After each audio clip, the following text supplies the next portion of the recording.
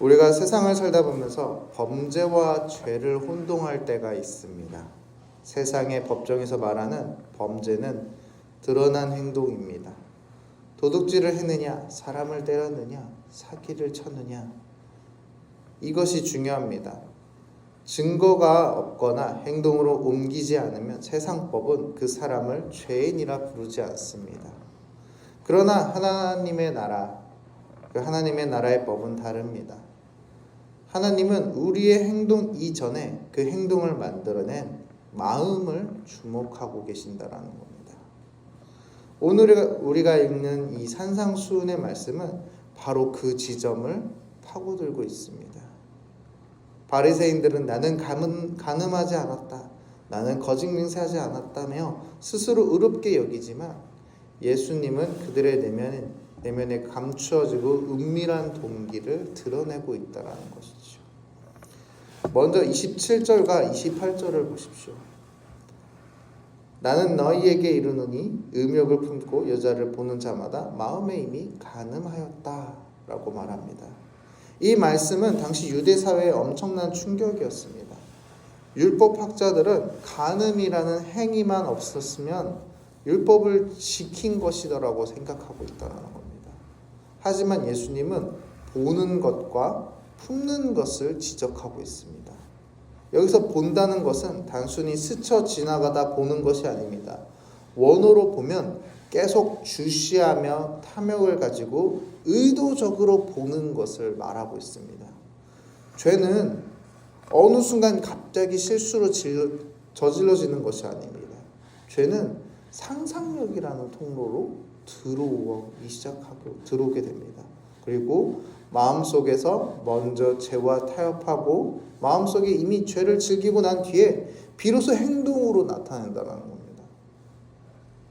예수님은 지금 그 죄의 열매를 따지 말고 죄의 뿌리를 뽑으라고 말씀하고 계신다는 겁니다. 이어지는 29절 30절을 보십시오. 눈을 빼버리라, 손을 찍어버리라. 너무 과격한 표현입니다. 근데 이 말씀은 주님께서 죄를 얼마나 심각하게 여기는지에 대해서 알려주고 있다는 겁니다. 이것은 신체를 자해하라는 뜻이 아닙니다. 말 그대로 죄와 접촉을 끊으라라는 강력한 말씀이라는 것이죠. 사랑하는 성도 여러분, 오늘날 우리 시대를 좀 보셨으면 좋겠습니다. 이 스마트폰 하나만 켜도 자극적인 것들이 너무나 많이 쏟아져 나오고 있습니다. 내 눈이 범죄하게 만드는 이 환경, 내 손이 죄를 짓게 만드는 그 습관이 있다면 마치 우리는 아픔을 감수하면서도 그것을 끊어내셔야 됩니다. 남들 다 보는데 이 정도는 괜찮지 하는 이런 안일한 생각이 우리의 영혼을 병들게 만든다는 겁니다. 마치 작은 구멍이 큰 배를 침몰시키듯이 마음속에 허용한 작은 음란함이 결국 거룩한 삶을 전체를 무너뜨릴 수 있다는 겁니다. 그래서 우리는 이것을 기억하고 끊어내시는 우리 귀한 성도님들이 되시길 원합니다. 이후 31절과 32절에 이혼에 관한 말씀도 볼 수가 있습니다. 당시 남자들은 사소한 이유로 아내에게 이혼 증서만 써주면 합법적으로 아내를 버릴 수 있다라고 생각합니다. 율법을 악용하여서 말 그대로 자신의 욕망을 표현한 것이었죠. 예수님은 이를 금지하면서 관계의 신실함을 강조합니다. 하나님이 맺어주신 거룩한 언약을 인간의 편이나 정욕 때문에 깨뜨리셔는 안 된다라고 말씀하고 계십니다. 이는 단순히 부부관계가 그것만 이야기하는 것이 아닙니다. 바로 모든 인간관계에서 우리는 볼 수 있다는 겁니다. 내 이익을 위해 사람을 이용하거나 필요 없다고 쉽게 관계를 끊어버리는 태도는 하나님이 원하시는 그런 관계가 아니라는 것입니다. 그리스도인은 사람을 귀히 여겨야 된다는 겁니다. 한번 맺은 약속과 관계에 대해 책임을 질 줄 아는 사람들이 되셔야 된다는 겁니다.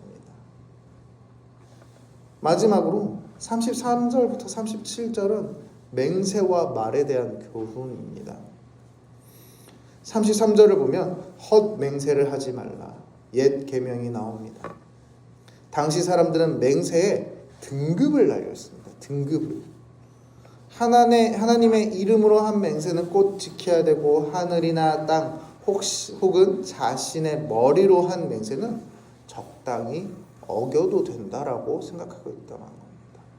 그래서 그 등급에 따라서 내가 이 맹세를 지키든지 말든지, 아니 이건 무조건 지켜야지 이러면서 이 맹세를 갖고 장난을 쳤다라는 겁니다. 교묘하게 거짓말을 해서 구멍을 만들어 놓는다라는 것이죠. 그래서 34절에 도무지 맹세하지 말라라고 선포하고 있습니다. 왜 맹세가 필요합니까? 평소에 말이 믿을 수 없기 때문입니다. 평소에 진실하지 않습니다. 옛날에 그런 말 있지 않습니까? 내 손에 장을 지진다, 하늘을 두고 맹세한다, 이런 과장하는 표현을 쓰는 이유가 그거였습니다. 그래서 예수님은 결론으로 37절을 통해 우리에게 말씀하고 계십니다. 오직 너희 말은 옳다 옳다, 아니라 아니라 하라. 이 말씀은 투명한 삶을 요구하고 계신다는 겁니다. 투명한 삶. 예는 예이고 아니면 아니오여야만 한다라는 겁니다. 상황에 따라, 내 유불리에 따라 말이 바뀌어서는 안 된다라는 것이죠. 즉 그리스도인들에게 말은 무게가 있어야 됩니다. 무게. 화려한 수식어나 맹세가 없어도 저 사람이, 저 성도님이 그렇다고 하면 정말 그런 거야, 이런 신뢰가 있어야 된다는 것이죠. 그리스도인의 말에는 결국 우리가 잘 보이기 위해서 사실을 부풀리는 경우들이 있지 않습니까? 그러나 이 그리스도인들의 말에는 그런 게 전혀 없어야 된다는 겁니다. 투명하게, 무게 있게, 곤란한 상황을 미면하기 위해서 지키지도 못할 약속을 툭 던지지 않고, 과장된 맹세보다 투박하더라도 진실된 말을 하기 원하신다라는 것이죠. 사랑하는 성도 여러분, 오늘 예수님의 요구 수준은 매우 높습니다.